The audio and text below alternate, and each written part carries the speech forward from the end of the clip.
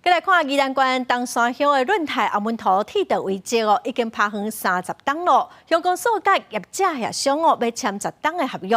公所嘛向县公所来争取2200万的经费，要甲长1.4公里的铁基路来翻新，发展做风景区，请大家来遮佚佗。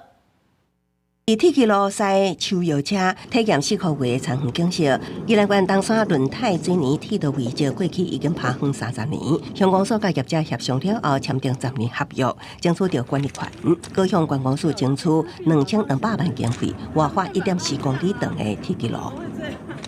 那在这样的一个整个开发下来之后，我想可以带动我们整个地方的人文以及宗教，还有以前过往的一个让居民可以回往到过往的一个历史。东山润泰水泥铁基路伫1967年前后建造，1990年代初期停驶高达。这条原本载运水泥的产业铁基路，有全新的红毛栅栏正式启用，有高原段、自路性江段、历史水顺段、甲农业地景段。历史水顺段也搭配出游车，互民众甲铁基路更较侪互动。